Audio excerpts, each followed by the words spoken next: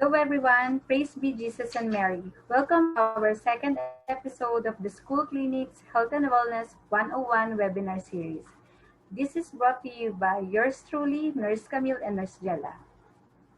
Just a few reminders for our participants. Since this is a pre-recorded webinar, a live question and answer portion will not be conducted. Instead, you may submit all your questions to the ESMAS and Student Support Services Facebook Messenger.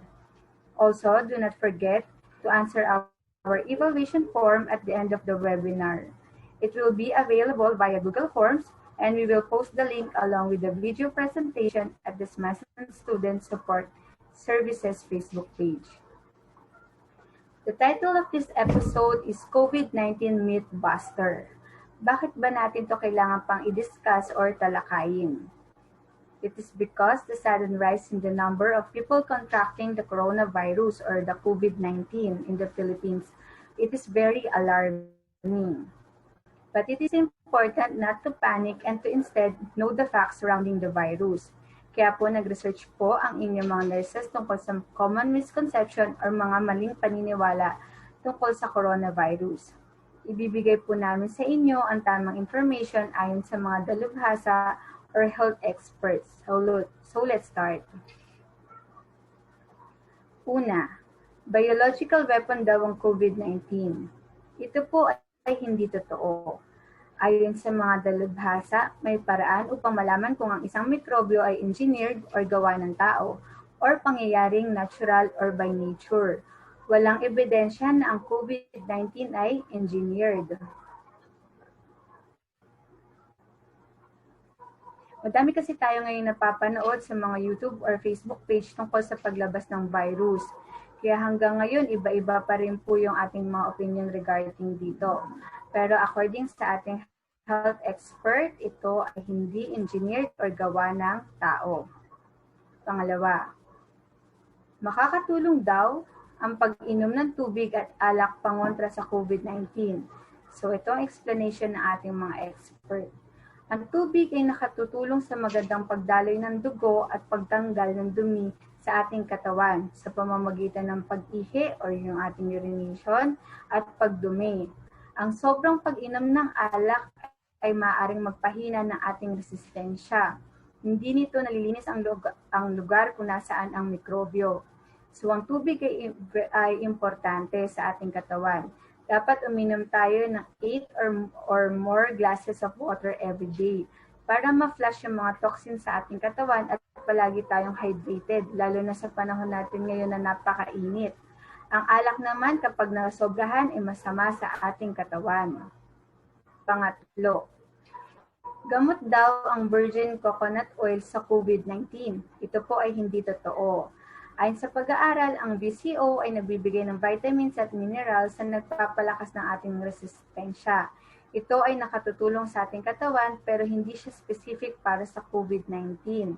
Ang VCO po ay masustansya, ulitin natin, at nakatutulong sa pagpapalakas ng ating resistensya pero hindi ito isang gamot.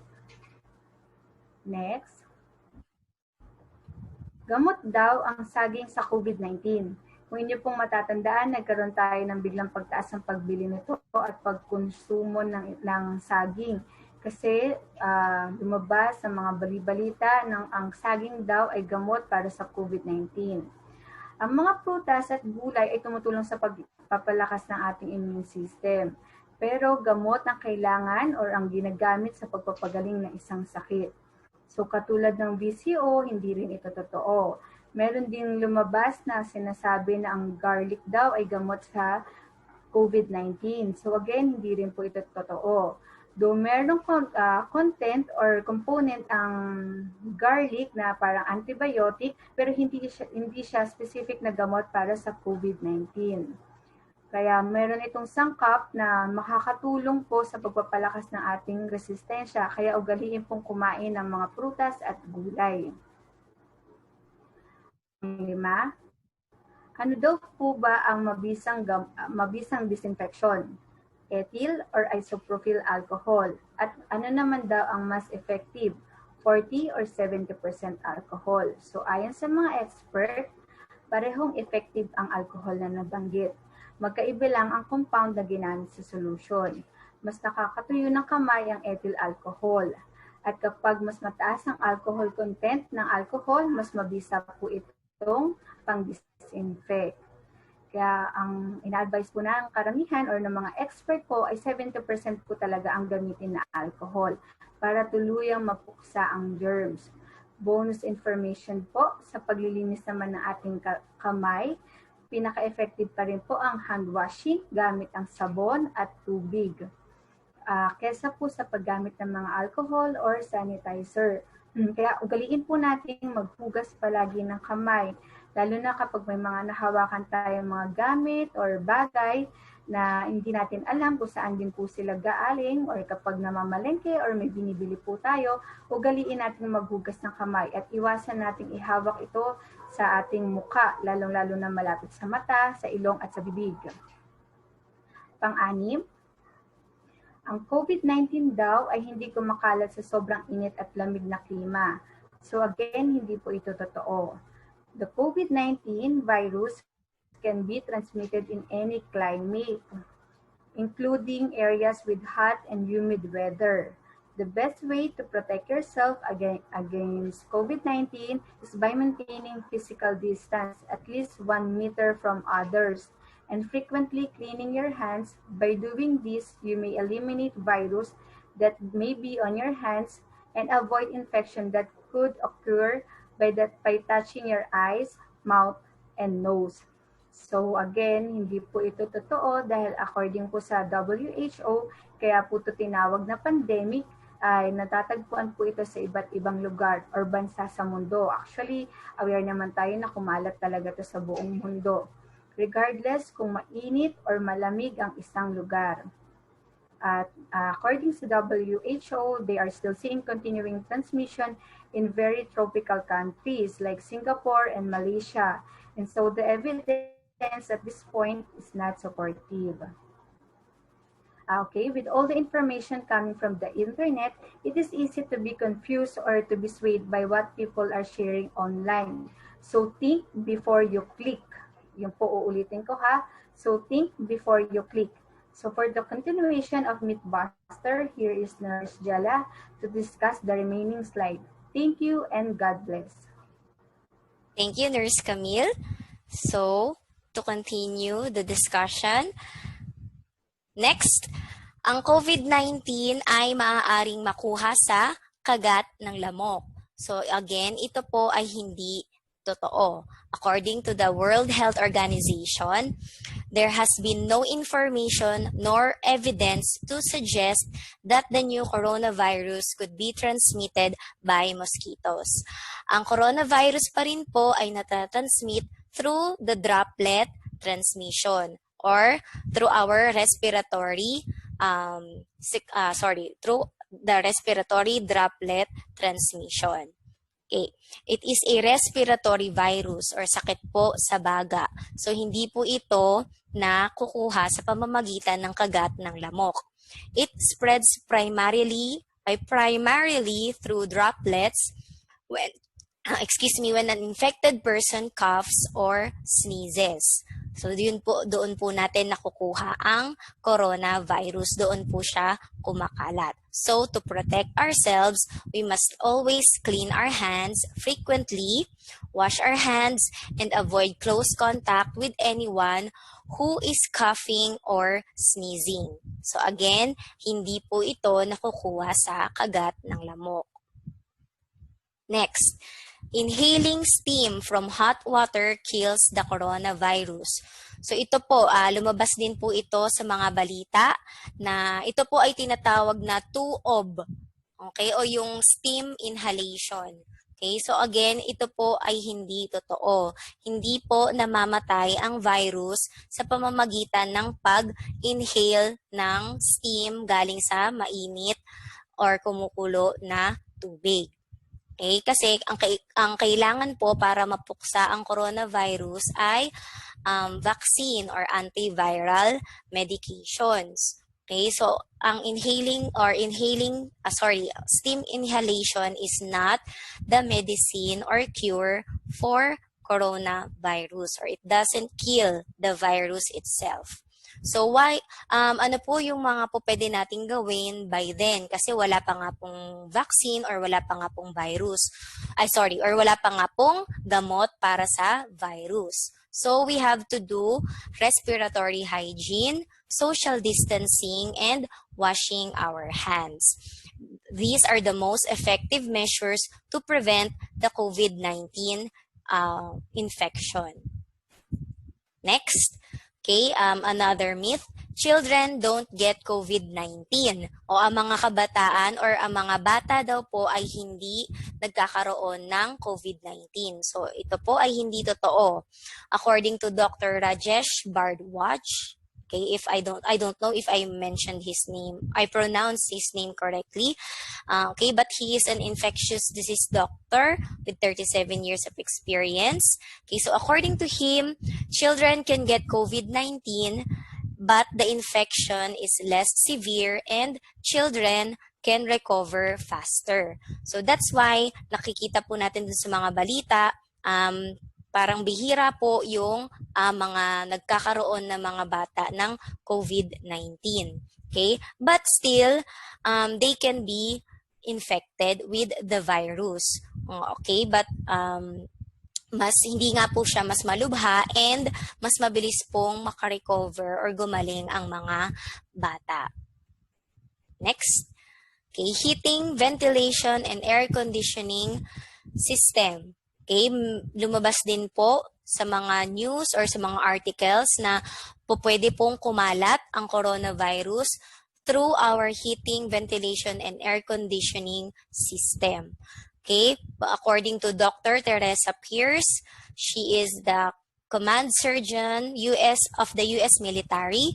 Okay, according to her, the risk of air conditioning spreading coronavirus in the workplace or at home is extremely low as long as there is an adequate supply of fresh air and ventilation. Okay, so pwede po, may risk pa rin po na pwedeng kumalat ang coronavirus through our heating, ventilation, air conditioning system. But remember, it is low. Bakit? As long as there is good ventilation.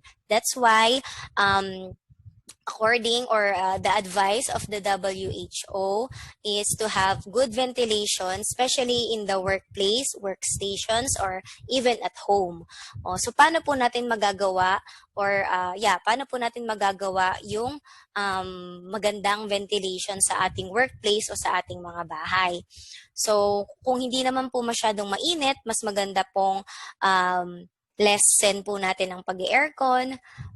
If hindi naman po possible, mas maganda pong magkabit tayo ng mga exhaust fan or we could open the windows instead. Kung halimbawa po, hindi nga po masyadong mainit, wag na po mag-aircon, buksan na lang po ang mga bintana sa kwarto or sa mga workstations para po mas maganda ang daloy ng hangin. Okay, so remember, it is extremely low as long as there is adequate supply of fresh air and ventilation. Next, okay, is coronavirus airborne? Okay, so ito po yung pinaka-importanting impormasyon na dapat po nating malaman. Airborne na nga po ba ang coronavirus? Okay, so according to Dr. Mike Hansen, an internal medicine, pulmonary disease, and critical care medicine doctor in the US, at this point, we might not have 100% conclusive evidence that proves airborne transmission. So wala pa daw pong conclusive evidence. But there have been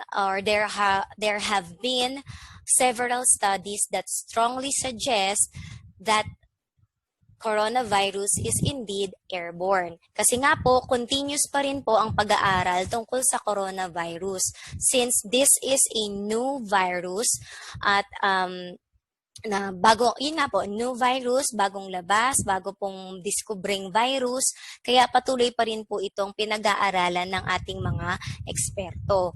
Kaya marami na rin pong mga pag-aaral or research na, ayun nga po, nagpapatotoo na ang coronavirus po ay airborne na. Okay, but not because we know that this virus spread through airborne route does not it necessarily does not mean that it cannot spread through contact or respiratory droplets. Sa ngayon po, dahil sa pag-aaral na ginagawa ng mga eksperto, dalawang pamamaraan na po ang pagkalat ng coronavirus. Nandyan po ang airborne at nandyan pa rin po ang droplet transmission. So parehas po siyang kumakalat sa pamamagitan nitong dalawang paraan na to, airborne at droplet transmission. Okay, ayan na po. Ito po yung official statement from the World Health Organization. Okay, noong July 7, 2020, the World Health Organization acknowledged evidence emerging of the airborne spread of the novel coronavirus. Okay, so ngayon po, it's time to address that COVID-19 is indeed can be transmitted through the airborne route. Okay po, dyan po nakikita nyo po sa ating infographics kung paano po siya kumakalat via airborne route. Okay, so sa halimbawa po sa isang kwarto, okay, may kasama po kayong infected na tao, okay, pag siya po ay bumahing or umubo, okay, ayan po, dyan po kakalat yung mga virus particles or droplets natin. Okay, kaya po mas maganda na meron tayong good ventilation, katulad nga po ng pagbubukas ng mga bintana or pintuan para po hindi po manatili sa loob ng kwarto ang mga droplets o ang mga virus particles. Okay, so paano po natin maiiwasan ang coronavirus? Let's watch this short video. The first thing, avoid people. Not always possible, but the further away, the better. 6 feet is better than nothing, but still not great. 12 feet means you're not going to get any of those droplets sprayed into your mouth and nose in that ballistic form, but 12 feet is still not enough to prevent airborne transmission. So for that, you really need 27 feet or so, and that's going to depend on various factors. All right, the second thing is if you're unable to avoid people and in a situation where airborne transmission is possible, wear protective eyewear and either an N95 or elastomeric respirator. The third thing is if you're around people, better to be outdoors. If you're indoors or around others, try to open doors and windows. Consider having a fan for better circulation. Hopefully there's good ventilation in that room. And you can also consider getting an air purifier with HEPA filter for that room. Okay, and the fourth and final thing is if you don't have a respirator mask, a surgical mask or a medical mask mainly helps to prevent you from spreading that virus to someone else. However, it does offer some protection from respiratory ballistics being sprayed into your mouth and nostrils, but this won't prevent you from inhaling the virus if it's in the air around you. Okay, so just to summarize, okay, paano po natin maiiwasan yung coronavirus? Okay, unang-una po, we must avoid people as much as possible. So sa panahon ngayon, especially po kung nagtatrabaho tayo, hindi naman natin yon maiiwasan. So ang payo pa rin po ng World Health Organization or ng Department of Health is we must stay at home as much as possible. Kung wala naman po tayong importanteng pupuntahan, okay, it's much better to stay at home.